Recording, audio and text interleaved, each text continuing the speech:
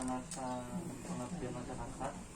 Jadi salah satu kewajiban dari kita memang melakukan pengabdian masyarakat, menularkan pengalaman atau ilmu yang kita miliki pada masyarakat. Jadi dulu terkait adanya kegiatan ini, itu tentunya sudah direncanakan bulan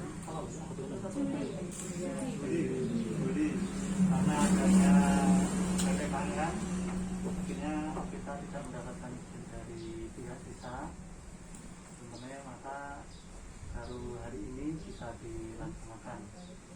Baik, sebelumnya kemarin saya sudah ngobrol dengan Bu Fitri selaku salah satu penggerak inisiatif di Desa Batu Biru bahwa menyampaikan di sini teman-teman ingin memberikan apa nih? Memberikan semacam solusi atau memberikan ilmu bagaimana cara mengolah limbah batik. Kalau dulu biasanya kan limbah batik setelah proses pewarnaan itu kan itu dibuang ke selokan atau ke tanaman atau tanaman. Ternyata di limbah tersebut banyak mengandung zat yang bisa membahayakan kita dan lingkungan. Contohnya mungkin di sini kan untuk air minum yang dikonsumsi kan menggunakan cara menjalankan kan limbah yang kita buang tadi kan akhirnya terserap masuk. Nah, itu kan cara tidak langsung juga akan berapa pada kita, mana air yang kita pakai untuk masakan atau minuman itu kan sudah tercampur atau tercampur dengan kandungan-kandungan tadi. Di sini nanti saya menghadirkan dua narasumber yang akan menjelaskan dampak dari pembuangan tersebut. Jadi harapannya setelah adanya sosialisasi ini kita mulai berpikir bahwa apa yang kita laksanakan selama ini baik nggak bagi diri kita, macam gitu.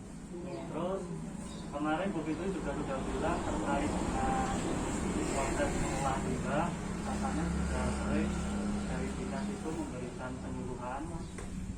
Jadi mungkin dari dinas itu skalanya besar, jadi disuruh untuk membuat semacam apa? Amdal.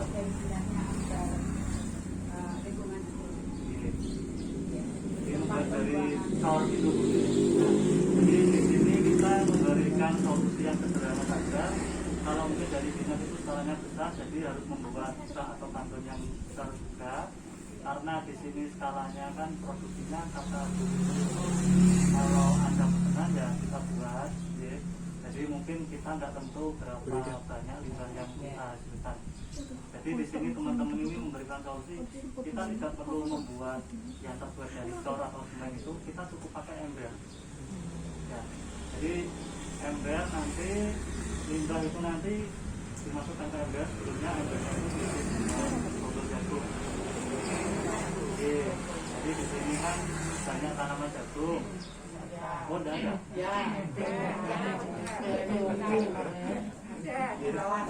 Ada gitu. Jadi di sekitar sini kan banyak tombol jagung. Biasanya kalau tombol jagung itu kan kalau tidak dibuat cuma dipakai sebagai makanan ternak atau sapi. Nah, jadi di sini kita manfaatkan sebagai apa ya? Nah, malah dibakar dibuat kayu. Jadi ternyata limbah atau tombol jagung itu bisa kita manfaatkan.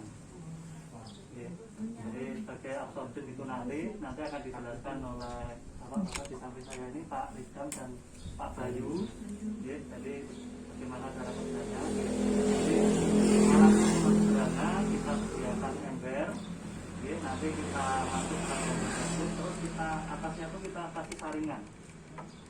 Jadi saringan ini gunanya agar tombol jagung itu ternyata kalau tidak kita saring, kita isi air itu akan naik.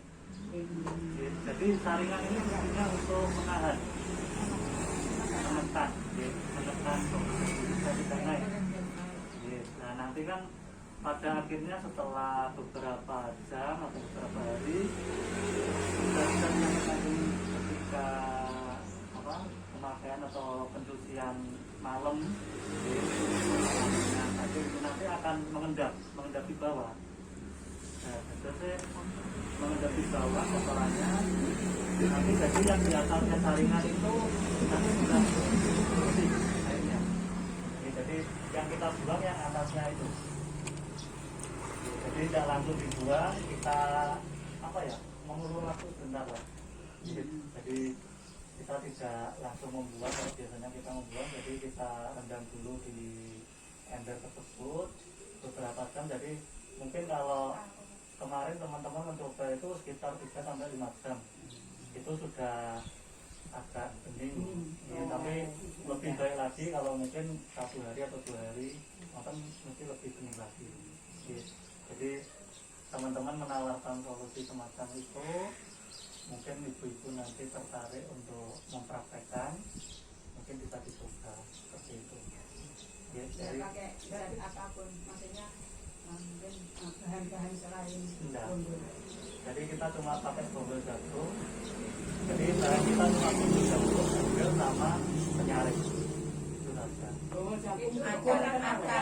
Akarnya atau jagungnya itu loh. Kalau 1 ember itu berapa bonggol jagung? Kapal jagung. Jadi kita apa Bu ya? Jadi kita angan-angan saja, jadi kurang lebih sekitar 20 cm, 15 sampai 20 cm. panjangnya. Jadi tingginya bonggol tumpukannya itu. Nanti untuk lebih detailnya bisa ditanyakan ke bapak-bapak ini yang lebih paham ya. Jadi saya hanya memberikan pengantar saja, kurang lebihnya gambaran untuk materi hari ini seperti itu ya. Jadi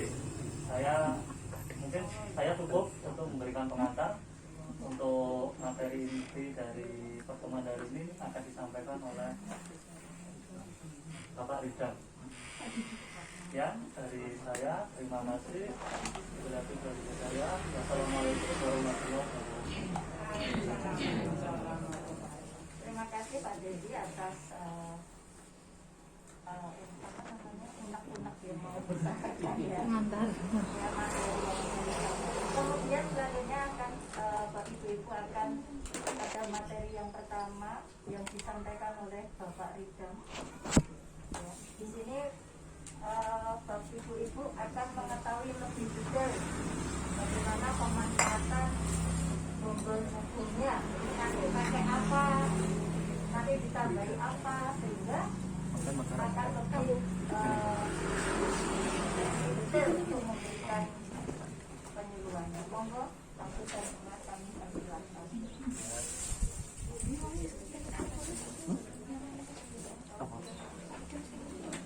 Ini kameranya lu bisa nih.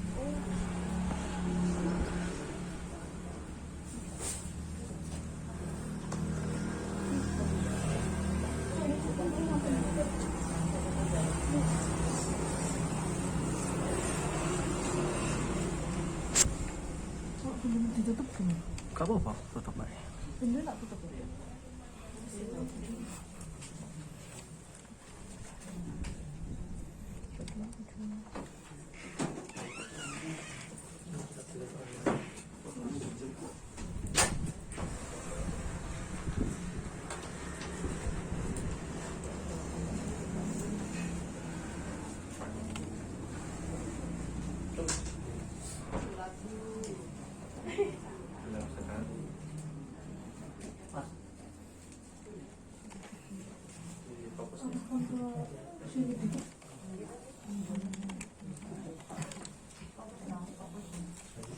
Nggak semua itu. Itu nggak semua. Nggak semua. Nggak kita. Nggak kita.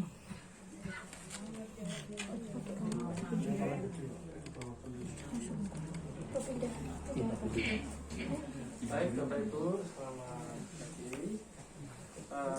Yang memberikan materi pertama nanti saya, nama Bapak Iwan Dharma STMT, program studi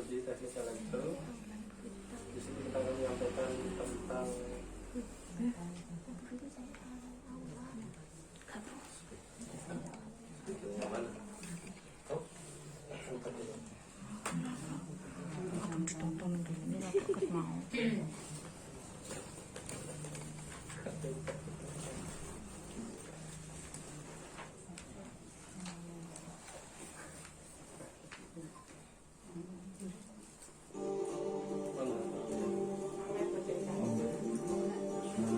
Assalamualaikum warahmatullahi wabarakatuh.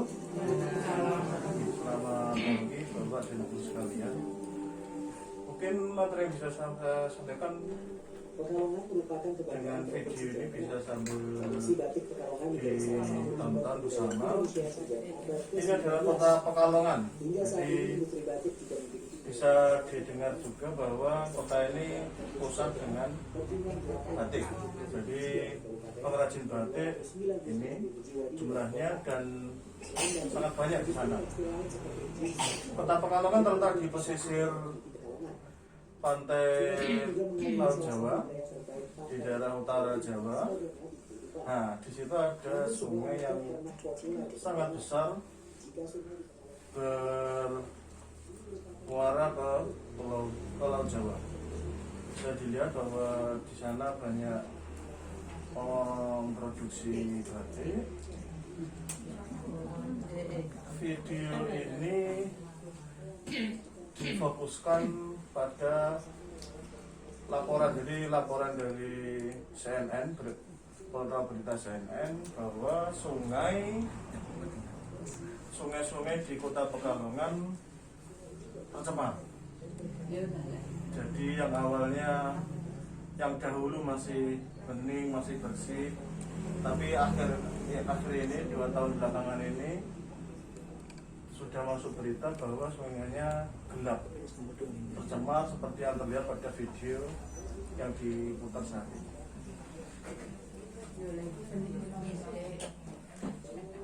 Jika Bapak dan Ibu di sana secara langsung, maka selain warnanya gelap seperti itu dan kotor, ada juga bau yang tidak enak dihirup. Bau yang mungkin Bapak Ibu sudah familiar, yaitu bau sisa air dari itu. Jadi baunya sangat, mungkin Bapak Ibu kan familiar. Itu tercampur dengan sungai yang ada di Pekalongan seperti yang ditampilkan. Setelah dianalisis dari mana sajakah yang sumber-sumber yang membuat sungai-sungai di Pekalongan itu menjadi seperti ini. Ya mungkin yang biasa didengar adalah karena pembuangan sampah yang tidak benar ke sungai, terus ada benda-benda yang tidak seharusnya juga dimasukkan di sungai. Terus yang ketiga yaitu karena ada pembuangan limbah dari entah itu pabrik tekstil, pabrik jeans, pabrik pakaian, bahkan sampai ke pengrajin batik langsung dibuang ke sungai atau dibuang ke selokan. Hal ini sudah berlaku lama, bertahun-tahun, dan hasilnya seperti ini. Untuk efek ke warga, mungkin ya karena pertama baunya jadi tidak sedap dihirup, dan nanti ketika bahkan mempengaruhi pada air di sumur. Jadi kalau air sumur itu ketika musim penghujan itu masih bisa dipakai secara normal. Tapi ketika masuk ke musim kemarau, jadi airnya sedikit turun, itu nanti air yang awalnya jernih, tiba-tiba untuk musim kemarau itu terlihat agak budak, bahkan bisa sampai warnanya berubah sesuai dengan warna yang masuk. hasil limbah itu, entah agak hijau, entah agak biru, seperti itu. Jadi ini adalah hasil dari bertahun-tahun mereka di tempat Pekalongan setelah itu apa hasil dari pengrajin batik, tekstil dan yang lain-lainnya. Jadi mungkin kalau waktu awal-awal dimulai belum terlihat, jadi masih belum terlihat, tapi karena sudah menumpuk bertahun-tahun hasilnya seperti itu. Nah, untuk kandungan zat-zat di dalam hasil limbah yang akhirnya nanti bisa merusak ekosistem, yang nanti akhirnya menghasilkan hal yang tidak sedap, itu nanti akan lebih lanjut dijelaskan oleh kolega saya Pak Idam. Mungkin dari saya itu saja. Terima kasih Pak Bayu atas apa yang disampaikan. Kondisinya ya pas sampai di sini saya stop. Jadi ada beberapa hal di sini yang limbah dari pewarna yang digunakan, yang dibuang ke aliran air ya. Dalam hal ini yang muncul. Limbah-limbah ini sangat familiar sekali, juga sering dilepas atau dikeluarkan oleh limbah-limbah dari pabrik tekstil yang printing. Ibu paham ya, yang pakai roll besar gitu, dia jalan langsung, juga familiar sama. Nah, selain itu, karena yang menggunakan juga sama, dan tidak hanya pengrajin besar saja, tapi pengrajin kecil juga menggunakan hal yang sama. Mohon maaf, ini desktop deh. Sehingga dalam hal ini kita mungkin perlakuannya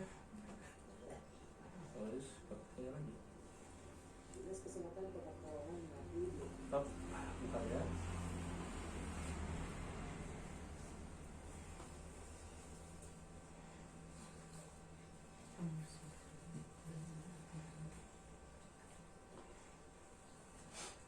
Nah, dari saya langsung masuk ke materi pewarna tekstil dulu. Ibu-ibu, saya yakin pewarna tekstil yang sintetis yang saya bahas ya, jadi bukan yang alami. Karena kalau yang alami, dia proses pembuangannya nanti bisa terurai dengan sendirinya dengan mudah. Sedangkan yang saya bahas di sini dia yang sintetik. Keunggulannya luar biasa. Yang pertama, jenis warna beragam, sangat banyak macam-macam. Terus kemudian kalau kita mencari di pasaran, beli untuk pewarnaan itu pasti ada. Terus warnanya pasti cerah. Nah, teman-teman saya kalau di pesisir sana, daerah Tuban sana, kalau lagi bikin batik daerah pesisir yang motifnya motif cerah-cerah itu pasti menggunakan ini. Terus stabil, artinya nggak gampang luntur. Gitu kan, ada yang punya daster yang keluaran dari sana lah, dari pesisir. Nah, itu pasti dia dicuci berulang kali, masih warnanya mentah bagus. Tidak mudah luntur, tahan terhadap berbagai kondisi lingkungan. Daya mewarnanya kuat. Ini dalam proses pencurupan mungkin hanya sekali sudah jadi. Terus diperoleh mudah, murah, mudah digunakan. Ya memang mau gimana lagi, kita pengrajin, dengan juga pengrajin pasti mencari yang seperti ini. Nah, yang biasa dipakai sintetis itu rodamin B. Nah, itu di pasaran namanya tetraatil atau reonin B atau siret. Terus basic violet, ini bahasa Inggris ya, tapi jenengan biasanya maksud saya mau beli warna biru, itu udah muncul biasanya pakai itu. Terus kemudian pewarna kedua yang sering dipakai ini warna kuning. Ada yang pernah beli seperti ini? Nah, ada yang punya contohnya mungkin Bu, saya bisa. Pewarna. Warnanya yang remasol. Remasol. Iya. Berarti jenisnya ini. Sintetis juga remasol. Remasol napton. Nah, Enggak ada cuma sak plastik cilik-cilik. iya, itu berarti pemikat. Jadi dia dengan pewarna biasa dicampur dengan itu, nanti warnanya dengan kain biar nempel kencang. Gimana Bu? Kalau beli nggak yang gini, yang belum yang Iya, pasti besar kiloan, jadi nggak seperti ini. nggak ada merahnya itu loh. Ya betul. Tapi jenisnya itu yang kedua selain rhodamin B ada metanyl yellow, ini warna kuning. Ya, terus yang ketiga yaitu amaran. Nah, jarang titanium warna nilon seperti ini. Gitu. Warnanya merah kalau yang ini. Jadi warna-warna primer itu kan ada biru, kuning, merah. Warna primer. Untuk bikin warna yang lain nanti campuran dari ketiganya ini. Terus habis itu ada lagi yang warna hitam. Kalau hitam kan campuran dari ketiganya nanti jadi hitam. Tapi ini ada penguncinya. Ada penguncinya. Ada, pasti ada penguncinya. Kan prosesnya ada 4, Bu. Iya. Betul kan? Proses pembatikan ada 4. Iya. Sekali, 2 kali, 3 kali terus ada pengujian warnanya itu. Habis itu selesai. Gitu. Nah, yang kedua yaitu dampak ke warna tekstil. Yang saya ambil tadi hanya 3 rhodamin. Ini, Bu. Kalau sampai terasut ke dalam tubuh kita, apalagi tadi sampai teman saya, kalau masuk ke tanah, air tanahnya atau air tanah yang sumurnya itu terasut ke kita, nanti dampaknya seperti itu yang dikhawatirkan, melalui kanker hati atau pembesaran hati, pembesaran ginjal, sama gangguan fisiologis. Ini berbahaya. Dampaknya tidak hanya sebulan 2 bulan, tapi kelihatan munculnya itu kalau sudah terjadi penumpukan yang sangat besar, terus terasuk ke dalam tubuh kita dalam jumlah yang besar. Nah, berikutnya lagi ini rhodamin B. Ini yang tadi Yellow. yang yellow tadi, metanyl yellow tadi. Ini dampaknya. Banyak, Bu, saya nggak perlu nyebutkan, jadi bisa lihat sendiri. Nah, ini untuk daerah pesisir yang Pekalongan tadi, yang di sekitar wilayah kawasan nelayan. Jadi kan dia dari sungai-sungai itu kecil ngumpul terus ke Laut Jawa. Laut Jawa itu kan di pesisir pantainya ada perumahannya nelayan. Nah, nelayan pasti menggunakan air yang ada di sekitar situ. Nah, itu sudah mulai. Penumpukannya puluhan tahun berikutnya. Di sini ya saya hanya menceritakan saja. Kalau di wilayah sini kan airnya mengalir. Iya. Tidak mengendap di sini. Jenengan kalau menggunakan air sumber kan bukan air yang dari sini, tapi dari atas kan, Bu. Iya. Terus yang jenengan limbah buang itu kan turun ke bawah. Iya. Ya nggak ada masalah, Bu. Yang masalah di bawah. Masalahnya ada di bawah nanti. Nah, itu juga ada. Jadi yang Pekalongan tadi itu alirannya sampai dipakai untuk mengaliri air sawah. Yang sini juga nih, Pak. Oh, sini juga, Bu, ya? Iya. Tapi kita minumnya kan ambil dari pendidikan pun ya. Hah? Jadi di sini ini ibu Iya, itu memang jarang ya sampai mengalir ke sungai itu jarang. ya, alhamdulillah, Bu, kalau demikian karena jumlahnya sedikit, ada pesanan yang dibuat. Nah, makanya nanti kita membuat semacam inovasi dari Bonggol Jagung. Nanti kita ketika masuk Bonggol Jagung baru tahu. Berikutnya, nih yang sintetis amaran yang warna merah.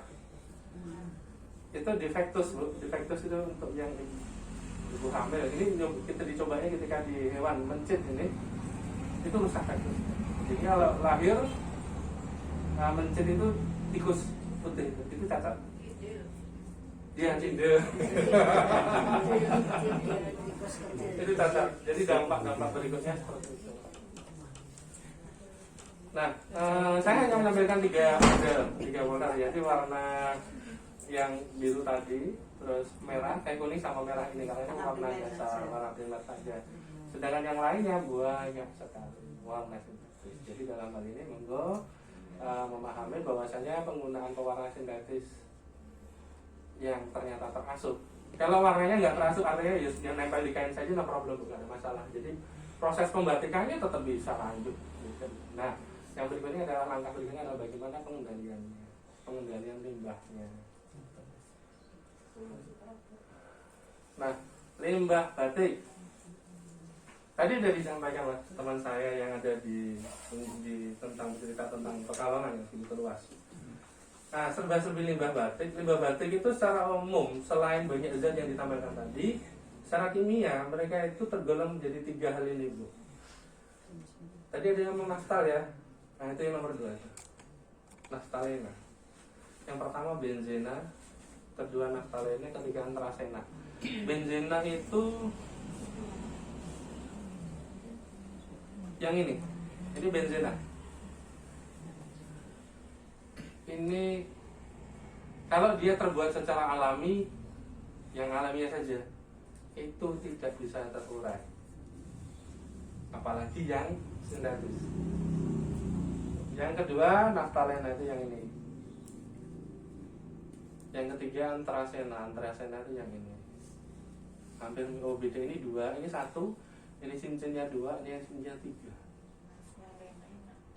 Ya ini Bu, naftal yang jenengan bilang naftal ini. Itu sekali kena ke serat dia ngunci udah. Sisanya yang nggak terserat ke serat otomatis kan terbuang. Nah ini serat-serat alaminya yang kena nanti. Begitu sudah kena itu dia nggak bisa lepas. Gitu. Termasuk. Gitu. Jadi ini selain logam berat yang disebutkan tadi di dalam video tadi yang saya tunjukkan sementara, logam berat itulah yang mengakibatkan warnanya bisa menarik. Jadi bisa berwarna karena ada logam beratnya. Jadi ini struktur dasar. Nanti bisa ketambahan misalkan timbal ya. Berarti di salah satu ini yang H ini diganti dengan timbal PB. Jadi warnanya bisa menarik, bisa bagus. Tapi kalau kena serat kain bagus. Tapi kalau terbuang, nah ini paling bahaya. Nah, terus kemudian berpikir ibunya, berarti nanti gimana dong? Nah penggunaannya digunakanlah yang tepat dengan takarannya bagus, optimal, sehingga nanti kalau pembuang, kalau sisa dibuang nanti kalau dimasukkan ke dalam alat yang kita buat itu sudah tidak terlalu banyak yang terbuang. Sehingga dalam ini takarannya ditata yang bagus sesuai dengan aturan yang dikeluarkan dari pabrikan, pakai yang bagus. Sehingga nanti yang terbuang di dalam tong limbah yang kita buat nanti itu tidak terlalu banyak. Berikutnya lagi, nah ini yang kedua limbah cair di sini yang terlepas dari serat. Jadi kan ada pembilasan sekali, pembilasan dua kali Bu ya. Nah itu pasti terlepas. Yang nggak terserat ke serat pasti dia terlepas.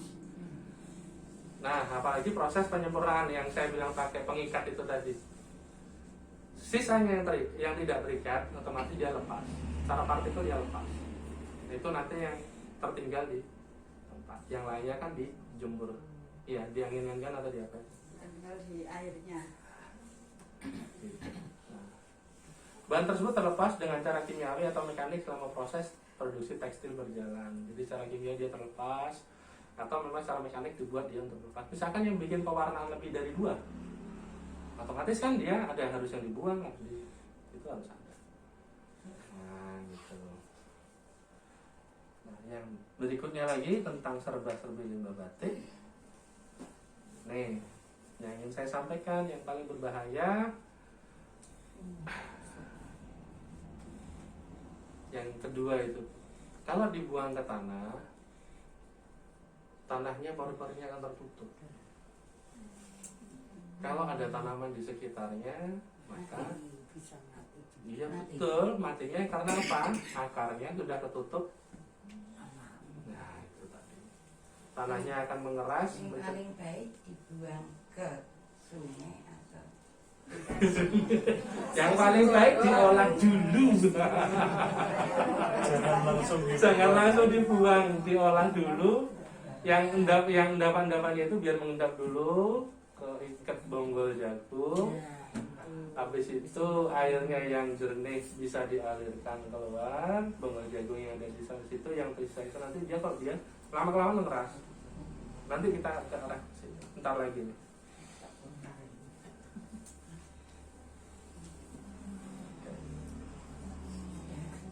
bonggol jagung jarang enggak musim ada jagung enggak ada bonggol jagung. Oh, mudah Bu. Bonggol jagung itu tidak harus yang baru, malah yang bagus itu yang udah kering. Suwe-suwe. Golek truk enak. Ada Bu, disimpan Bu, disimpan. Disimpan apa? Disimpan. kalau bertengkar yang buat apa? Ya, jadi ceritanya begini. Jadi fungsinya ini kan saya cerita dulu tentang jagung Bu, ya. Nah, monggo. Setelah saya cerita tentang jagung, nanti kita cerita tentang alatnya. Ini pohon jagung, jenengan sudah paham kalau ini. Iya. Nah, ini mungkin tidak paham, soalnya saya cerita tentang mengapa jagung bisa menyerap limbah itu tadi. Sebenarnya yang diserap limbah itu apa? Yang logam-logam berat tadi sama yang zat kimia yang saya tunjukkan tadi. Itu nanti bisa ke serap oleh bonggol jagungnya. Yang bagus sebenarnya bonggol jagung yang sudah bekas pipilan Bu. Bekasnya pipilan itu, jadi kan posisi sudah kering banget itu Bu. Nah, terus berikutnya lagi, yang paling penting di dalam bonggol jagung yang sudah kering itu, yang ini Bu, ada selulosa sama hemiselulusanya serta lignin. Ketiga ini yang ketika berkolaborasi dengan yang ini, yang saya lingkar yang atas ini, itu yang nanti akan mengakibatkan dia bisa menyerap logam berat yang ada di dalam pewarna sama zat kimia yang dipakai untuk pengikat. Nah itu nanti dia keserap itu. Nah proses penyerapannya itu kan air hangat atau air panas Bu? Atau air dingin Bu yang dipakai pewarnaan itu? Air dingin. Kalau mencucinya kan air dingin. Aha. Tapi kalau melepaskan airnya kan harus air mendidih. Air mendidih. Memang Dididihkan dulu ya. dicelup diresap Menghilangkan Ya, oke. Direbus lah, semacam direbus itu kan Bu. Nah, proses kimiawi ketika dilewatkan ke dalam sini, dia prosesnya hangat-hangat kuku Bu. Jadi nggak terlalu panas betul. Nah, dimasukkan ke dalam sini, limbah yang Ibu miliki biasanya kalau sekali pewarnaan berapa liter Bu? Berapa? 10 kurang lebih ya 10 liter. 10 liter itu satu merajin ya? Atau satu komunitas ini 10 liter? maksudnya limbahnya Limbahnya biasanya kita ketika melarutkan Satu kali produksi? malam ya. Itu biasanya kita menggunakan panci itu airnya sekitar 10 liter. Oh. Itu masih dipanasi. Jadi ketika kita bukan kok hanya umur dintas enggak, tapi masih tetap dia berada Dipakai berapa kali lagi seperti itu. Nah kalau yang pewarnaan Bu, kalau boleh tahu, itu satu proses atau berbeda? sekali enggak badannya bisa berkali-kali. Jadi nanti kalau kami biasanya itu terus godok mendidihkan yang lain. Nanti kalau itu yang sudah warnanya sudah gelap sekali ya, itu kita tambah dengan air yang cukup yang lain. Oh begitu, saya paham sekarang. Berarti ketika setelah satu proses produksi selesai, berarti totalnya maksimal 10 liter atau bisa lebih dari 10 liter? Bisa kan itu nanti ketika kita angkat itu kan ada air-air yang sudah ikut dengan, jadi ya kembali mungkin ya tetap ke 10 kurang liter. 10 liter lagi. Nah, berarti kalau gitu memang embernya harus ember yang agak besar. Terus strukturnya, kalau saya tadi teman-teman tadi menunjukkan seperti itu, nanti tidak posisinya panas mengamak itu enggak Bu. Jadi kalau bisa posisi hangat kuku, terus jangan dingin. Kalau dingin proses kimiawinya untuk perekatan ini nggak jalan. Jadi hangat-hangat. Didinginkannya ketika sudah di dalam situ. Jadi dimasukkan dulu.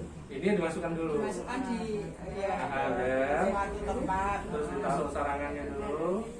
Prosesnya kan kalau pewarnaan Itu paling ini kalau sampai hangat ya. Kalau hangat itu ya paling 1 jam ya. Setelah proses pewarnaan. Iya. Jadi kalau proses pewarnaan itu ada 2 Pak. Pertama pewarnaan. Iya. Setelah pewarnaan itu nanti ada fiksasi. Iya. Setelah fiksasi itu dicuci. Itu limbahnya juga sudah harus dikumpulkan ya. Iya. Terus habis fiksasi itu nanti baru di pelorotan. Jadi 2 kali limbah. Oh. Kalau pelorotan itu pakai air panas. Ya. Kalau cuma pewarnaan dan fiksasi itu air dingin. Oh. Berarti kalau begitu dibiarkan digabung aja di posisi terakhir sudah selesai, digabung baru dimasukkan dulu. Oh gitu. Ah. Jadi nanti pas fiksasi itu dicuci, terus dicampur dengan kelorokan. Iya, pokoknya yang sudah selesai itu baru dimasukkan. Jadi proses dinginkannya dia di dalam drumnya itu nanti, atau di dalam embernya itu nanti. Dia biar dingin di situ, dia nanti akan meresap ke benggol jagungnya. Katakanlah semalam atau 2 malam, dia akan ngendap masuk ke sini. Baru nanti air yang di atas dari sarangannya itu, supaya dia kan pasti dari bawah itu bisa diambil keluar. Biasanya dibuatkan keran tapi posisinya di atas sarangannya itu. Jadi kalau misalkan benggol jagungnya itu dibikin ketinggian untuk 10 liter paling enggak ya 10 sampai 15 cm. Ya, bagus lagi kalau bikin sekitar 20 cm, Bu. Jadi bisa agak banyak nanti. Semalam 2 malam, kemudian kalau sudah mengendap dibuka kerannya, nanti kotoran air jernihnya akan keluar. Air yang masih ada kotorannya tetap di dalam sini. Nah, inilah kemudian yang nanti bisa digunakan sampai 10 sampai 15 kali. Habis itu harus ganti benggol jagung. Iya. Nah, teman-teman ini nanti di sini saya tunjukkan setelah ini ya. Kenapa dia bisa menyerap? Karena dia posisinya seperti ini loh. Dia punya ini tapi posisinya kecil banget, Bu. Ukurannya jadi kalau satu kuku gitu kecil sekali. Dibongkarnya dia seperti ini. Jadi ada rongga-rongganya seperti. Nah, itu logam dan sebagainya bisa nyontoh di situ, berhenti di situ, airnya tetap jalan.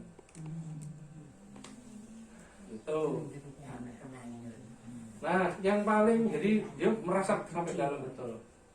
Nah, yang paling artinya yang paling betul-betul bisa membuat dia bisa terikat dengan baik karena di dalam benggol jagung yang ada banyak tadi itu dia punya ini fitosan ini. Fitosan ada 2, ada yang nabati dan hewani. Yang hewani itu kulit udang, cangkangnya kepiting. Sini tidak ada itu. Nah, ya saya cerita dulu. Ini saya cerita dulu ya. Jadi kalau ibu mau bikin penggantinya benggol jagung bisa pakai kulitnya udang. Itu kulitnya udang, kulitnya aja terus di blender nanti dia kecil-kecil lah itu ditumpuk. Nah, kalau bikin sampai tumpukan kulit udang sampai 20 cm, berapa kilo udang? Kalau kita di pesisir pantai, oh itu murah. Kan posisinya kita di atas dulu. Yang ada jagung. Nah, maka kita pakai jagung. Dia bisa absorben itu artinya dia bisa menyerap limbah logam berat dan zat warna. Zat warna sendiri tadi nanti ditangkap sama ini. Fitosan ini yang ada di dalam benggol jagung. Enggak, benggol jagungnya ada. Bawa yang satu deh. Jadi berwarna ya. Benggolnya. Yang benggolnya nanti bisa menjadi berwarna. Satu aja.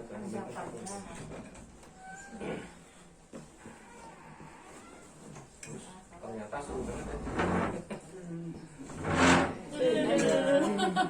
ya. Hari ini ibu-ibu kedatangan gerombolan Ciberat Bu ya. Berat ini Bu.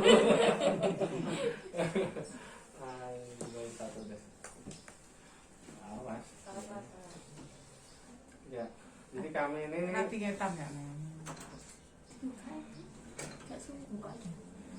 itu buka aja nggak apa-apa ini aja.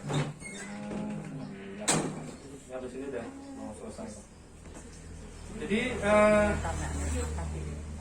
sebentar dulu, pernah masak udang Bu ya?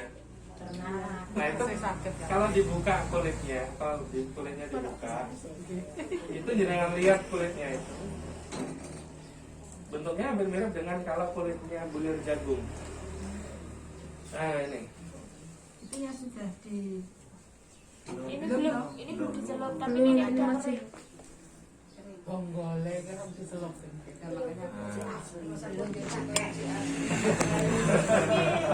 Pernah ya tadi saya tanya pernah ngupas itu ya. Itu kalau jangan lihat dia itu hampir mirip. Ini kan per satunya gini ada yang ini kalau di ini itu dengan kulitnya udang itu dia hampir mirip. Kayak anu jen-jen Nah, kalau di pesisir pantai itu yang dipakai karena di sana murah. Ya, cek kelas. Ya toh. Nah, Kalau iku apian karo wong anu ya. nah itu loh, betul sekali. Semua ada solusi. Ada solusinya. Jadi kalau dikasih satu hal yang luar biasa, kita di sini. Nah, di sini ada yang satu kayak satu. Ini kan persis kayak kulitnya udang. Terus ada lagi yang lebih mahal, absorpsinya lebih bagus atau daya ikatnya lebih bagus, cangkangnya kepiting. Nah, di sini tambah lagi. Agung yuyu Bang. Nah, yuyu mawon. Ya. Tuh. Nah, ternyata manfaat dari bonggol jagung cukup banyak. Ya, jadi setelah ini ada lagi nih. Biasanya dipakai sebagai pakan ternak. Kedua, briket. Di sini ada industri tahu enggak? Pakai kulitnya pagi itu loh. Nah, itu bisa. Tapi ini juga bisa. Ini juga bisa. Jadi tahu kan ada limbahnya juga. Ada warna dan sebagainya, ada baunya juga ada. Nah, itu pakai ini juga. Absorbannya. Terus berikutnya hidrogel dan plastik ramah lingkungan. Ini kan backgroundnya warnanya hijau ya. Kalau di saya ini bentuknya plastik, Bu. Yang ini sini. Kresek ramah lingkungan. Nah, kresek ramah lingkungan. Jadi tas plastik dari ini. Iya, dari bonggol jagung juga. Nah, jadi ternyata jagung yang ada di sini sering kan Bu di sini ditanami jagung. Nah, itu dari manfaatnya luar biasa. Jenengan bisa nyetok dalam hal ini. Jadi yang dicari sebenarnya yang betul yang pipilan, yang sudah bekas pipilan seperti ini yang kering. Jadi bulir jagungnya dijual, ininya bisa digunakan untuk pengolahan. Jagungnya dibuang itu untuk apa? Dijual. Dijual. Ini untuk pakan ternak Bu, yang ini bukan Bonggol. nah, bonggolnya. Ya. Nah, di sini ya langsung berangkat. Oh iya, Mas. Mungkin ada yang bertanya sampai di sini? Ya, silakan, mungkin. Monggo. Terima kasih. Assalamualaikum warahmatullahi wabarakatuh. Terkait dengan bonggol jagung tadi, untuk bonggol jagung, apakah ada ukuran yang tiap 1 meter kubik katakanlah untuk kapasitas air yang diserap, limbah yang diserap itu berapa liter? Itu satu. Oke. Kemudian untuk terkait dengan benzena, naptalena dan apa yang ketiga? Antrasena. Iya. Kemudian untuk yang benzena itu kan ikatan tunggal. Oke. Kalau untuk pewarna alami itu bisa kan untuk maksudnya bisa kan terserap di lingkungan gitu. Oke.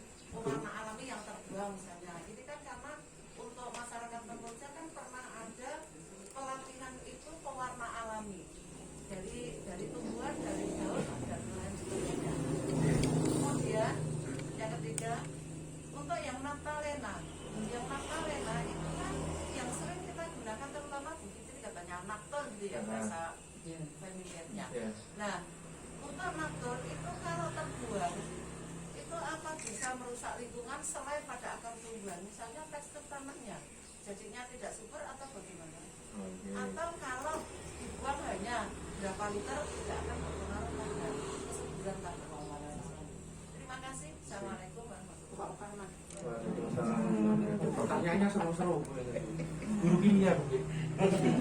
Iya. Soalnya bensin tahu ikatan tunggal langsung ya. Benzena itu saya kalau mau cerita guru kimia Bu ya? Bukan. Oh, bukan. Biologi. Biologi. Benzena itu cincin segi 6 Ibu. Kalau tahu paving segi 6 ya seperti itu. Ikatannya bukan tunggal tapi ganda. Ikatannya ganda dan gandanya itu berpindah-pindah. Jadi tidak berdiam di satu tempat gitu ya, tapi berpindah-pindah. Kalau dia produk alamnya saja itu sudah sulit untuk diurai, apalagi yang sintetis. Yang saya jawab nomor 2 dulu Bu ya, karena nomor 2 seru. Terus kemudian naftol. Naftol juga sama Bu. Apalagi tadi bentuknya naftol itu kalau nggak salah kan jejer juga.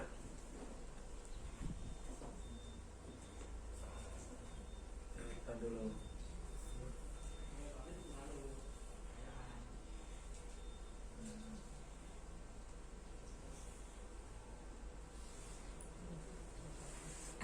Nah ini naftol ini jejer juga. Jangan lihat itu ikatannya nggak cuma tunggal, dia ganda, dan itu ikatannya juga berpindah-pindah. Yang cincin 1 aja sulit diurai, apalagi yang cincin 2. Itu bisa terurai kalau dia prosesnya alami. Proses alami nanti yang juga akan mengurai dia. Karena mohon maaf, yang tanya kan guru biologi. Kekuatan ikatan 1 dan ikatan rangkap 2 itu berbeda. Ikatan rangkap 2 dia dibutuhkan proses energi alami yang lebih tinggi untuk bisa terurai.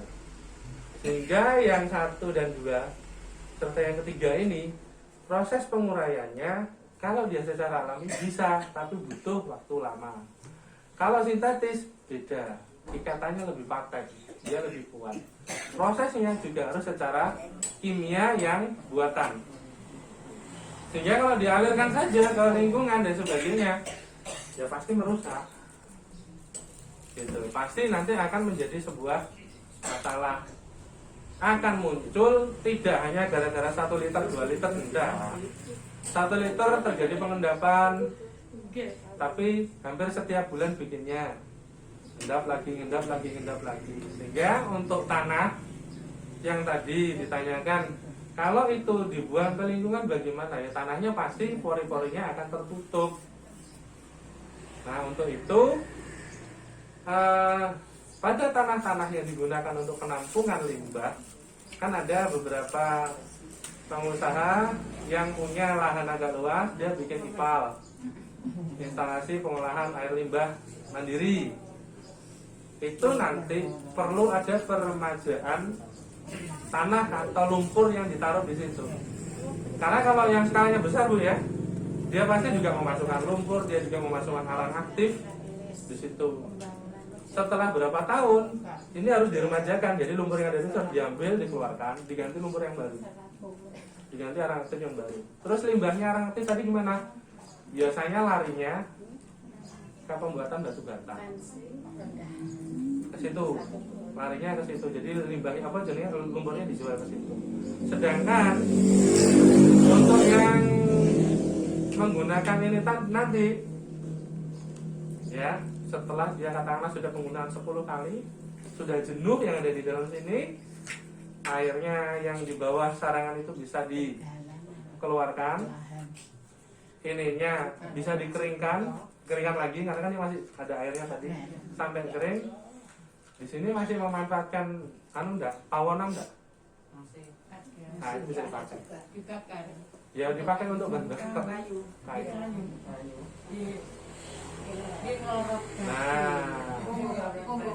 Nah, bisa digunakan untuk ngelorok lagi. Tapi yang jelas jangan dipakai untuk proses memasak Bu ya.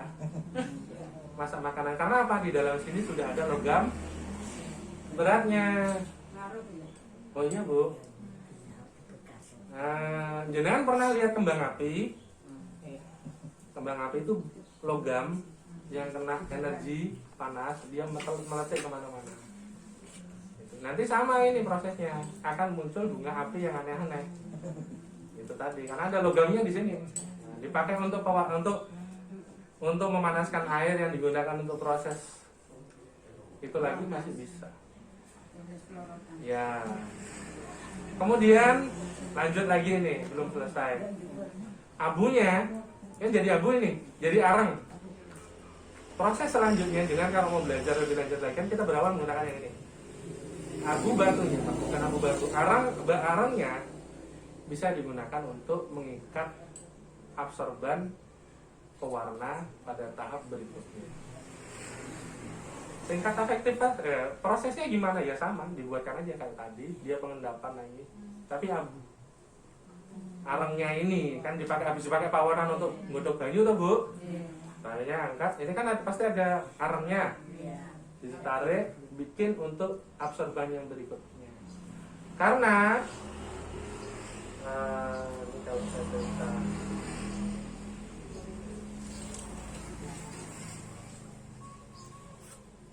ya yang ini posisinya bukan seperti ini, posisinya areng, dia sudah areng. Walaupun sebelum areng dia juga punya seperti itu, tapi ini posisinya areng. Bertahap kan? Jadi berkelanjutan, setelah ini jadi areng, taruh bikin bak baru lagi untuk pengolahan limbah yang kedua. Dan ini berkembang terus. Secara ekonomi, kalau misalkan di sini ingin bisa membentuk kelompok pengolahan limbah bersama, ininya bisa banyak. Sehingga ibu-ibu nggak perlu berdiri sendiri-sendiri. Kalau masih pakai bak yang kita ceritakan, oke, masih sendiri-sendiri bisa. Gitu. Tapi nanti kalau sudah menjadi sentra industri batik yang besar, yang per satu pengrajinnya bisa sampai 1 kuintal, bisa jadi loh Bu. Masa nggak ingin besar sih Bu? Masa ingin kecil terusnya lebih besar. Nah, jenengan bisa lebih baik dibikin saluran pipa, jadikan satu, ditaruh satu tempat. Nah, dibikinlah instalasi pengolahan air limbah bersama. Sehingga nanti kalau airnya sudah memenuhi baku mutu, ada kadar oksigen yang dibutuhkan di dalam air yang sudah memenuhi baku mutu, nanti baru bisa dilepas ke sungai. Jadi ini sangat penting sekali. Terus ada satu yang belum saya jawab. Kapasitasnya berapa Pak? Untuk katakanlah untuk 10 liter. 10 liter dengan ketinggian cukup 10 cm kali dasar bak yang ukuran besar itu diameter 60 cm. itu diameternya sekitar 30 cm. Oh, 30 cm. Kalau 30 cm ketinggian ininya, ukurannya kalau bisa sekitar 20 cm. Kalau 30 cm loh ya diameternya. Tapi kalau ya 2 kalinya itu mungkin bisa turun jadi 10 cm ketinggiannya. Tapi kalau ibu pengen yakin lagi, nggak ada batasan sebenarnya. Kalau kapasitasnya 10 liter ya seperti itu tadi. Nggak ada batasan sebenarnya. Karena dia ketika pengendapan semalam, nanti dia zat-zat pewarna itu akan mengendap, dia akan terserap itu. Batasan penggunaan ini kalau yang seperti itu tadi ya cukup 10 kali penggunaan. Habis itu dikeluarkan, dikeringkan, kering baru bisa dipakai untuk bakar lagi. Masak air, tapi jangan pakai untuk masak makanan Bu ya, karena berbeda. Ini sudah ada logam beratnya. Nanti kalau jangan sampai nanti ngumer loh ya, dibakar itu kayak kembang api gitu. Karena apa, ada logamnya. Dan itu logamnya itu memang nggak banyak, hanya di dekatnya sini aja gitu, nggak kelihatan kayak kembang api besar gitu. Kalau misalnya kita kan biasanya pakai kompor. Ya. Terus itunya berarti kan nggak pakai ya untuk Gosok airnya itu. karena kalau masak kan masaknya makanan, Iya. masak untuk itu ya. Iya. Dan itu nanti limbahnya yang sudah 10 kali dipakai tadi, Iya. yang terbaik ini apa? Nah, yang paling baik Bu, yang memang dijadikan alat. Nggak ada cara lain. Coba kalau misalkan ini ibu pengen jumblengan, dimasukkan situ, ada air hujan masuk, ini keluar lagi. Iya. Nah, jadi yang terikat di situ. yang dari sini keluar lagi. Nah, ini kan kita menghindarkan itu. Kalau tadi dibakar, pembakarannya digunakan untuk untuk satu lagi, dia balik di situ. Ya misalnya nggak dimasak, Ya. sudah 10 kali ya sudah kering. Terus untuk menghindari keluarnya lagi proses ini tadi yang terserap di situ, itu misalnya dibakar, ngaruh nggak? Maksudnya nanti kalau ada hujan dia sudah kalau proses pembakaran secara kimiawi logamnya tadi diharapkan, karena ada beberapa logam yang bisa aktif lagi, sudah mati. Artinya logamnya itu sudah nggak bisa Berarti jalan keluar juga yang ini dibakar. dibakar. Tapi dibakar, nanti kalau di sini ada pengempatan jadi CO2-nya lagi. Hingga dalam hal ini ya memang yang paling efektif dibakar untuk logam tadi. Coba kalau ditaruh di jumbleng nanti keluar lagi itu. Itu mungkin ada lagi pertanyaannya Bu? Mungkin Bu, nggak apa-apa Bu. Pak, kalau ngobrolnya sambil praktek Untuk yang pakai bogor jagung itu misalnya dikasih kotakan. Nah, Tapi kan tanahnya bawah itu langsung ke tanahnya lagi. nah, Nah, kalau sudah terserap misalnya dalam 1 meter kubik itu ya, bogor jagung. Campurannya itu, kemudian air yang terserap itu apa sudah tidak mengandung logam berat merkurinya itu. bukan merkuri Bu. Oh iya memang ada pewarna yang pakai merkuri memang ada. Kalau kita prakteknya di sini menggunakan drum Bu ya, menggunakan bak Bu ya. Airnya ini dikeluarkan aja. Airnya kan menguap nanti. Jadi dikeringkan. Dikeringkan ya dijemur posisinya. Apakah masih ada air? Masih. Kalau pengen bersih beneran Bu, bikin lagi satu lagi. Ini dikeluarin, yang satunya tadi masukin situ. Ngerti maksud saya bukan? Jadi kalau dipraktikkan begini. Berarti air yang masuk ke tanah tadi loh maksudnya terserap itu sudah tidak mengandung. Loh, enggak, kalau yang kita enggak. Kan kita nggak bikin jumbleng, kecuali kalau pakai ipal Bu ya. Kalau pakai ipal bawahnya harus diplaster Bu. Yang saya ceritakan tadi, ini satu jadi katakanlah 10 cm sini, terus dibuang selesai, penggunaan sampai 10 kali. Di bawah ini kan ada ini kan, ada ininya toh. Nah, selesai. Ini diambil, dikeringkan, pasti ada airnya kan ini. Bikin satu lagi, tumpangin sini. Nah, terus kemudian air yang ada sisa di sini kan 10 cm ini masih ada airnya Bu. Ya udah masukin sini, selesai. Bersama dengan limbah yang lain lagi. Saya sampai 10 kali penggunaan, selesai toh. Nah prosesnya sama, nanti buang sini lagi. Jadi yang dikeluarkan dia hanya ini aja. Tapi itu nanti masih bisa dipakai lagi. Dibakar untuk Tanahnya udah nggak terpakai. Udah. 10 kali. 10 kali. 10 kali.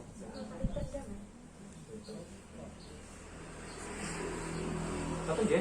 Atau ini sambil praktek. nanti pertanyaan atau diskusi langsung ketika pas kita praktek. Nah, ini teman-teman sudah siap ya? Sudah langsung Nah, ini. Ersal. Acaranya langsung di luar atau Di luar Di gitu. luar, oke. Enggak, ini sudah disiapkan sama teman-teman untuk dia di luar. Enggak. Dikit ya Bu. Di post ya post. Lo enggak di post ya lo dimatiin. Di post ya.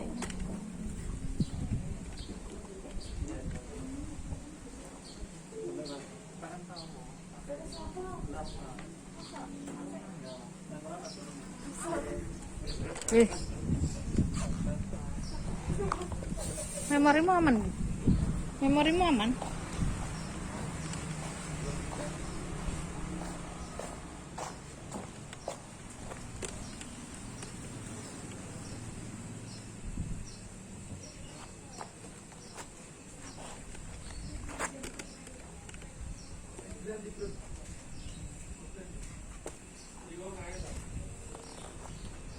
Di sini ya Pak.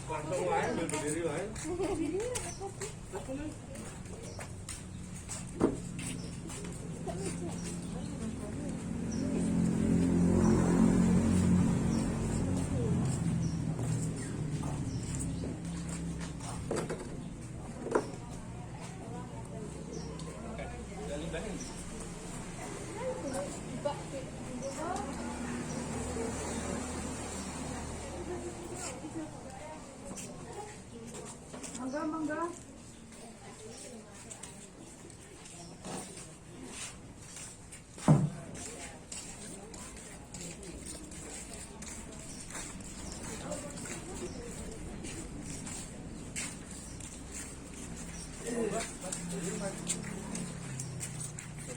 Jadi ini belum biasa. Kira-kira kapasitas berapa liter? 25 liter.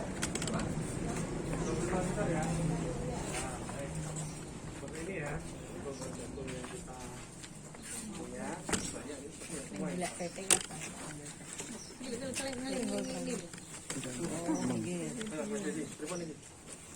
Jadi ngeten Bu. Jadi ini ada bongkar jagung dari ini. Oke. Jadi kemarin saya sudah mengambil sampel di rumahnya Bu Fitri 500 sama upah. Jadi sudah 2 bulan yang lalu mungkin Bu ya. Jadi kita sudah mengambil sampel, sudah kita praktekkan di rumahnya Bu Rida. Ya, jadi ini adalah apa ya? Saya kemarin. Jadi kita kemarin sudah praktekkan, kita masukkan bongkar jagung ini ke dalam bak ini, terus kita tutup dengan saringan, ya. Jadi saringan ini nanti kita masukkan ke situ. Ternyata setelah beberapa bulan, hampir 2 bulan ini terjadi penguapan, ya. Jadi air itu bisa hilang. Kering sendiri. Nah, tapi kalau nggak dibuang itu ya kita konsekuensinya berarti 1 ember ini ya kita menunggu sekali selama hampir 2 bulan itu. Berbeda kalau kita embernya banyak tidak masalah. Kalau ember kita terbatas berarti ini tadi kalau lebih efektif mungkin kita bisa menggunakan 2 ember, ya. Jadi hasil dari ember yang pertama nanti bisa Airnya dituangkan ke ember yang kedua. Jadi tidak memerlukan waktu lebih lama. Seperti itu. Tapi kalau ingin lebih lama tidak perlu membuang ke tanah misalnya, ya kita rendam saja hampir 2 bulan itu menguap. Jadi sudah hilang. Tergantung ya, ada pesanan. Ini saya praktekkan kan pakai bak kecil karena memang kemarin kita produksinya juga bahannya juga sedikit, jadi limbahnya mungkin kalau ibu-ibu di sini produksi banyak dan limbahnya banyak bisa pakai drum itu, jadi itu kan lebih lebar lagi. Nah kita sudah buat saringan lagi. Ini saya buat tidak pakai keran, ya. Jadi bisa pakai keran, bisa tidak pakai keran. Kalau tidak pakai keran berarti nanti bisa hidup. Jadi mungkin ibu bertanya kalau di situ nanti naik enggak endapannya? Keran ngalir ya Pak? Kalau keran kan ngalir otomatis kan endapannya nggak naik. Kalau di situ kan mungkin karena kabur naik. Jadi silakan dipilih. Kalau lebih efektif bisa pakai keran. Tapi kalau pakai situ pun juga tidak terlalu banyak endapannya yang naik. Jadi yang kita praktekkan kemarin kita tidak pakai keran, jadi kita tidui. Jadi kemarin kita praktek pakai 2 bak, ya. Jadi bak kecil dan bak besar. Jadi yang bak kecil itu setelah 2 bulan itu sudah habis. Tapi kalau saya sendiri masih nggak pakai keran, diiling di posisi bisa. Kalau di situ kan mungkin yang bawah kan naik. Kalau diiling mungkin dia tetap tenang aja.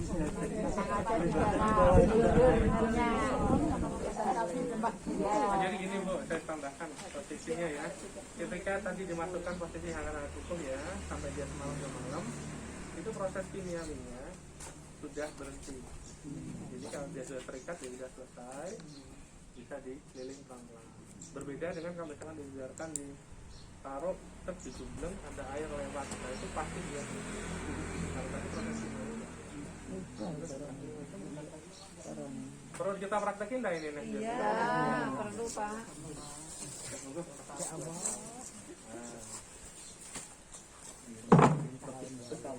Ini setinggi 20 cm. Ya, Oke, jadi satu kemarin ya, lebih baik kalau bisa ditata. Tapi kalau capek natanya ya jadi buah. Kalau lain kali ditata, tapi Iya. sekarang Nah, Ditata gitu. tata berdiri gitu. Jadi dia bisa lebih rapet, Bisa lebih rapi. korenya lebih Langsung dituang seperti Kayak arep pegang lemper. yang bolong. Nggih, kados medang lemper. yang lemper. Ya, dulu aja ada lemper. Ye. Beres. Berarti rapet gak enak lete. Nggih. Nah, terus ini kita pakai. Ini contoh. Anggap ya, ini contoh aja ya. Oke, kalau anggaplah saringannya kalau bagus pakai yang berkayakan hasil itu. Nah, itu. Kurang lebih. Napa sarangan wonten kok nggih saged. Nah, pokoknya di dalam sini. Supaya apa? Ketika diisi air, Dan naik. dia enggak mumbul. Nah, itu nanti bisa naik. Ya kalau udah Ininya- diganjel ini nanti akan naik. carinya lebih kecil lagi, Bu. kecil lagi bisa nanti Karena kan piringan juga. Enggak ulangi. Jadi kan Jadi harus ada penahannya. Ada penahannya supaya dia nggak naik. Jadi salah satu alasan kita tadi langsung dituang, ya salah satunya karena bonggol jagung kita terlalu kecil. Kalau bonggol dagingnya besar kan kita natanya nggak Katanya lebih mudah. begitu capek. Nah itu. terus mulai peresapannya itu sekitar berapa jam? 3 jam. Ini udah ditata, udah dikasih saringan, dituang ya, mulai dari dengan tepung itu, biarkan dia sampai dingin situ. 3 jam dia proses. Setelah 3 jam dia udah dingin kan, ditambah lagi. Masuknya paling nggak semalam, besoknya baru bisa digiling atau kalau nggak dibuatkan lubang keran, itu nanti dia langsung seperti itu. Jadi mungkin berapa jam setelah 3 jam kita lihat airnya kadarnya berapa. Mungkin sudah Warnanya udah nanti tambah lagi 5 jam. Gimana? Jadi nanti setelah Sampai maksimal penyerapannya itu. Iya. Jadi nanti kan ibu punya angen-angen, jadi ternyata setelah 12 jam airnya sudah jernih misalnya. Jadi kita tidak perlu berhari-hari. Atau mungkin setelah 12 jam airnya masih dirasa kurang jernih, kita tambah lagi. Jadi durasinya. Jadi dicek saja berapa jam itu kita cek, coba kita ambil satu situ ada kecil mungkin. Jadi kita lihat kalau belum berarti kita tambah lagi, jangan dikeluarkan dulu. Yang jadi standar ininya gimana? Air sumur gitu? Standar seni jenengan. Air Iya, sumur untuk jenengan. limbahnya ini loh. Air sumur apa? Air sumur jenengan. Bisa. Masa sebening itu? Enggak. Maksudnya untuk hilang warna, Hilang warna, hilang bau. Iya. Itu standarnya macam-macam, Bu. Tapi untuk yang seperti ini, untuk limbah jenengan yang hanya sedikit itu saja, sebenarnya tidak harus sampai betul-betul jernih. Karena pasti yang naftolnya itu kan mesti larut. Itu pemisahnya sulit. Baru nanti bisa dikeluarkan. Kalau sampai seperti air sumur jenengan atau air sungai jenengan, tapi yang jelas logam beratnya, yang penting di logam beratnya dulu. Logam beratnya sudah tertangkap di sini. Karena yang paling bahaya dari sekian banyak limbah itu tadi yang logam beratnya. Jadi untuk ukuran jernih bedanya itu tergantung ibu sendiri. Jadi mungkin ibu dengan 12 jam sudah merasa jernih, mungkin itu satunya 12 jam itu dirasa kurang jernih, jadi ditambah lagi. Pewarnaan jenengan itu kan macam-macam, Bu ya. Kalau bikin batik dia ada yang 2 warna, 3 warna. Ketika campur jadi satu, warnanya juga jadi macam-macam juga kan di sini. Kan nggak mungkin jenengan bikin warna jadikan lagi enggak. Jadi 2-3 warna kumpul jadi satu, masukin sini, plek, udah kita tunggu sampai proses 3 jam, dicek warnanya udah jernih belum, untuk rumus pewarnaan yang jenengan miliki saat itu. Jadi besok-besok kalau rumus warnanya ini nanti sekian jam, karena 1 pewarnaan, 2 pewarnaan, sama 3 pewarnaan dia pasti beda-beda. Nah, wes standarnya kan pasti beda-beda. Dan jenengan aku di rumus hari ini bikin batik 3 pewarnaan. Ternyata saya butuh waktu katakanlah 8 sampai 12 jam. Besok kalau hanya 1 pewarnaan nggak sampai segitu, pasti di bawah. Ya. Nah, standar warna yang dilepas nanti misalkan bisa Anda buang itu ya seperti air godokan itu aja. Itu sudah cukup. Air minum yang jenengan godok ya itu udah cukup. Terus kalau ini Pak, misalnya akarnya cuma sedikit, saya buang aja di lingkungan. Nah ini kan lingkungan kan ada pohon pisang. Apa untuk zat kimianya tadi katakanlah ya racunnya itu kan masuk ke akarnya, langsung ke pisang itu karena itu kan nggak bisa hilang. Itu jangka panjang. Oh jangka panjangnya dalam 10 tahun ya itu. Iya. Jadi mungkin instan. Instan langsung saat itu belum merasakan, tapi nanti anak cucu kalau dibuang di tempat yang sama terus menerus. Kita kan semacam menanam loh. Ya. terus kena akarnya terserap terus jalan berbuah. Ya. Tidak langsung. Tidak langsung. Tidak seperti itu.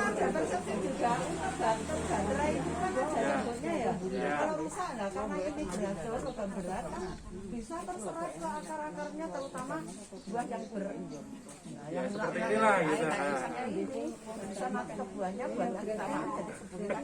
Ya maksudnya itu ya Ya. apa hanya secara kita biar nggak terobong untuk Oh, tidak demikian. Jadi ketika kondisinya berulang di tempat yang sama, otomatis kandungan itu di tempat itu kan pasti numpuk.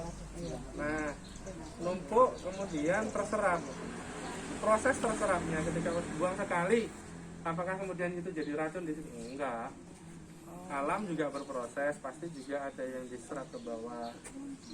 Terus kemudian kandungan yang diizinkan ada di dalam tubuh kita, angkanya kecil, tapi untuk mencapai angka segitu tidak hanya sekali.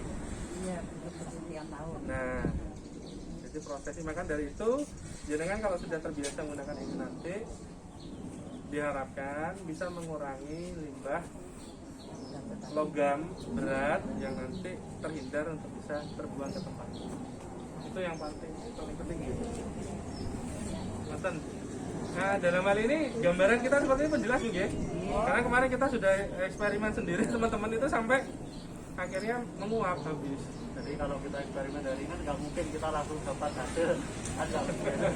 Jadi kita berikan gambaran gitu. Yakin masuknya sini harus Sangat cukup Bu. Jadi dinginnya itu di dalam sini.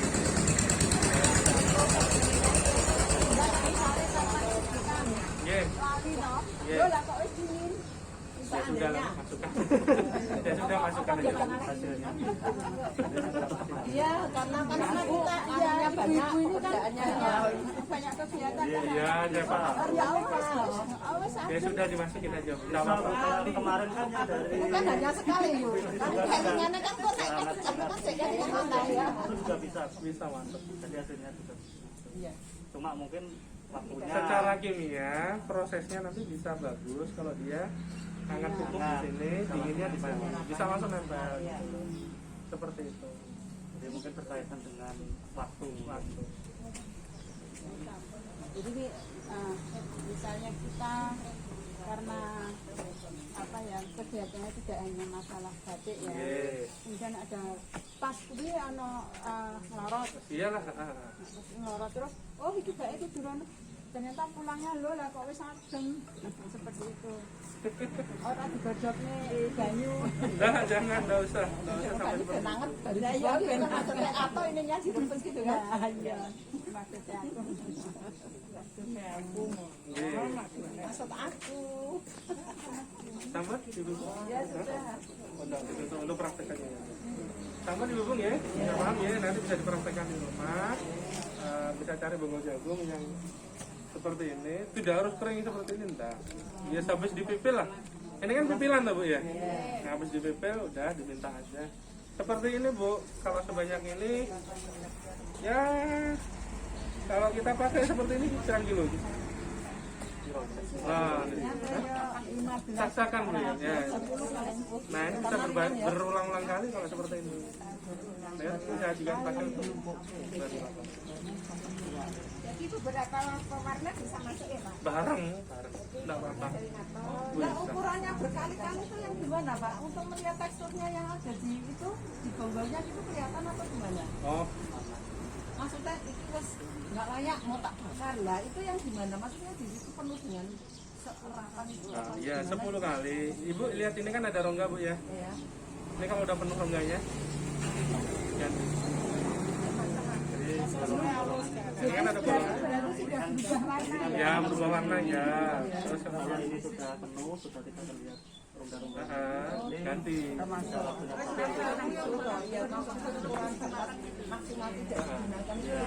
Iya.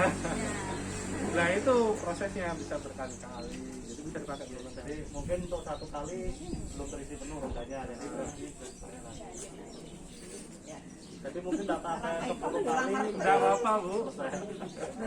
Ini pertanyaan ini juga mewakili semua. Senang. Ya. Iya betul Bu.